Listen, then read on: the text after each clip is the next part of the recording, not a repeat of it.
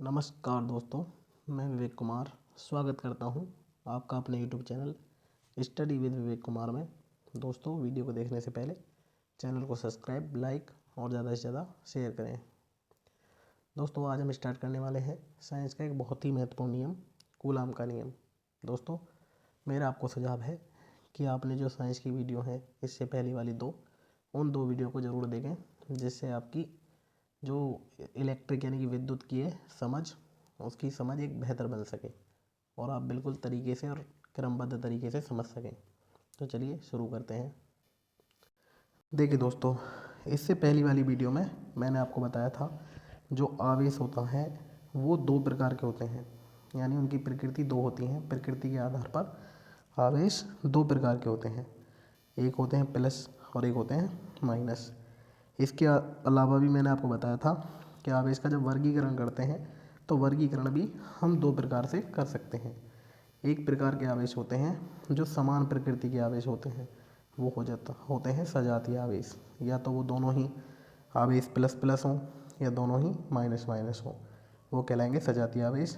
जबकि अलग अलग भिन्न भिन्न प्रकृति के आवेश विजातीय आवेश कहलाते हैं, यानी कि प्लस और माइनस। तो ये दोस्तों मैं आपको पहले ही बता चुका हूँ कि आवेश की प्रकृति होगी दो, यानी कि एक होंगे सजातीय का मतलब होगा समान प्रकृति के, और एक होंगे विजातीय आवेश। देखिए, इसके अलावा दोस्तों कूलाम ने बताया कि जब भी दो आवेश, चाहे वो समान प्रकृति के हों या असमान प्रकृति के हों, जब भी एक दूसरे के नज़दीक आएंगे तो वो दोनों एक दूसरे पर कुछ ना कुछ बल जरूर लगाएंगे, और वो जो बल होगा उसी के बारे में कूलाम ने बताया था है कि ये जो बल है ये कितना होगा। एक बात दोस्तों आपको याद रखनी है, अगर समान प्रकृति के आवेश होंगे तो उनके मध्य जो लगने वाला बल होगा, घर्षण बल लगेगा। अगर इसके अलावा एक आवेश प्लस हो और एक आवेश हो माइनस, तो इनके मध्य लगेगा हमेशा ही आकर्षण बल, यानी ये दोनों आवेश एक दूसरे को अपनी ओर आकर्षित करेंगे। इसके अलावा दोस्तों आपको ये बात याद रखनी है, जो कूलाम का नियम है वो न्यूटन के थर्ड नियम का पालन करता है, थर्ड नियम का। और न्यूटन का थर्ड नियम कहता है कि प्रत्येक क्रिया की एक प्रतिक्रिया होती है। अगर बल के रूप में बात की जाए तो एक वस्तु दूसरी वस्तु पर जितना बल लगाएगी, दूसरी वस्तु भी उस पर उतना ही बल विपरीत दिशा में लगाएगी, यानी ये कूलाम का नियम है। और इस नियम को फॉलो करता है ये न्यूटन का थर्ड नियम है, और इस नियम को फॉलो करता है कूलाम का नियम। यानी एक आवेश दूसरे आवेश पर जितना बल लगाएगा, दूसरा आवेश पे उस पर उतना ही बल विपरीत दिशा में लगाएगा। तो चलिए देखते हैं। देखिए दोस्तों, जो कूलाम का नियम है वो 1785 में फ्रांस के एक वैज्ञानिक चार्ल्स आंगस्टीन कूलाम ने अपने नाम पर दिया, और इनका केवल एक उद्देश्य था कि जो दो आवेश हैं उनके मध्य कितना बल लगेगा, यानी बल का परिमाण क्या होगा और उसकी प्रकृति क्या होगी। दोस्तों आपको याद रखना है, जो बल की प्रकृति होती हैं केवल दो प्रकृति होती हैं। या तो बल आकर्षण होगा, यानी कोई वस्तु दूसरी वस्तु को अपनी ओर आकर्षित करेगी, या दूसरा बल होता है प्रतिकर्षण। यानी बल की केवल दो प्रकृति होती हैं, आकर्षण अथवा प्रतिकर्षण। तो इसे ज्ञात करने के लिए कूलाम ने अपने नाम पर यह नियम दिया था, और इन्होंने अपने नियम के अनुसार ये बात बताई थी कि किन्हीं दो बिंदु आवेशों के मध्य लगने वाले आकर्षण या प्रतिकर्षण बल का मान उन दोनों आवेशों के परिमाणों के गुणनफल के अनुक्रमानुपाती तथा उनकी बीच की दूरी के वर्ग के व्युत्क्रमानुपाती होता है।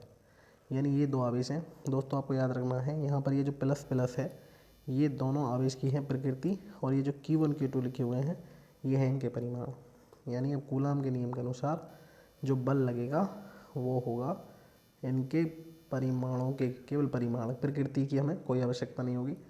जो आवेश की प्रकृति होंगी वो बल की प्रकृति बताएगी। अगर दोनों आवेश समान प्रकृति के हैं तो उनके मध्य प्रतिकर्षण बल लगेगा, अगर असमान प्रकृति के हैं तो उनके मध्य आकर्षण बल लगेगा। और जो बल का परिमाण है हम कूलाम के नियम से आसानी से ज्ञात कर सकते हैं। देखिए दोस्तों, यहाँ पर हमने माना हुआ है कि ये दो आवेश हैं Q1 और Q2, ये दोनों समान प्रकृति के हैं और ये एक दूसरे से स्मॉल r दूरी पर निर्वात में रखे हुए हैं। दोस्तों निर्वात का मतलब होता है जहाँ पर कोई भी गैस उपस्थित ना हो, यानी समस्त गैसों की अनुपस्थिति को हम निर्वात कहते हैं। और वायु का मतलब होता है समस्त गैसों का मिश्रण। तो यहाँ पर ये दो आवेश रखे हैं। अगर हमें बल का मान ज्ञात करना है तो यहाँ पर जो बल होगा ये आवेशों के परिमाणों के गुणनफल के अनुक्रमानुपाती और इनके बीच की दूरी के वर्ग के व्युत्क्रमानुपाती होता है। दोस्तों व्युत्क्रम वर्ग का नियम ये कहता है कि आप आवेशों की जितनी दूरी आप बढ़ाते जाएंगे बल का मान उतना ही कम होता चला जाएगा। तो ये हो गया यहाँ से कूलाम का नियम। अब अगर इन दोनों को हम जोड़ दें, प्रोपोर्शनल कर दें, तो ये होगा F proportional to Q1 Q2 upon R square. देखिए दोस्तों, अब इससे आगे की बात करते हैं। तो जब हम प्रोपोर्शनल का चिन्ह हटाते हैं तो वहाँ पर एक नियतांक लगाते हैं। तो मान लीजिए हमने यहाँ पर ये K नियतांक लगाया है, और जब इसका प्रयोग को प्रैक्टिकल करते हैं तो इसका मान जो निकल कर आता है ये आता है 1/4πε0।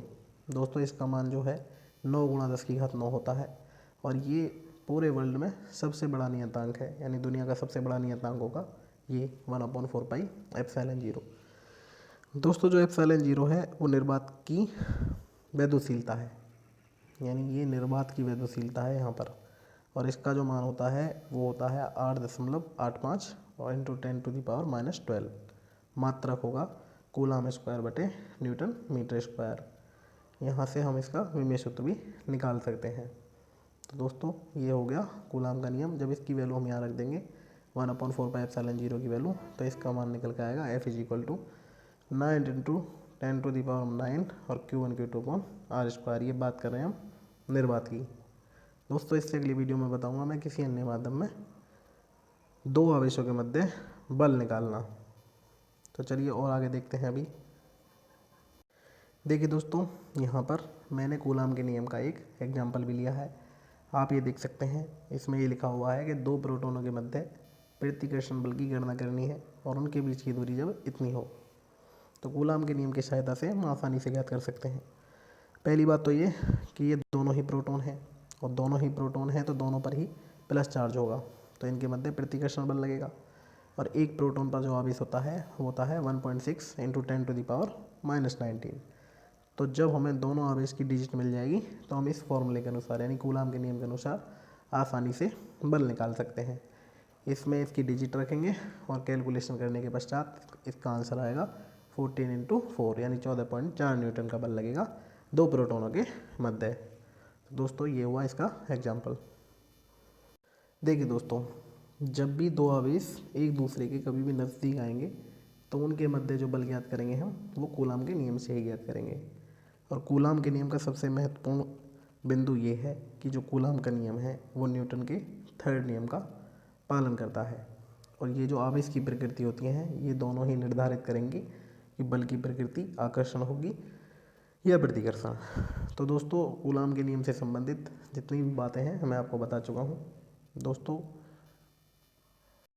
वीडियो अच्छी लगी हो तो लाइक करें, शेयर करें और चैनल को सब्सक्राइब करें। धन्यवाद।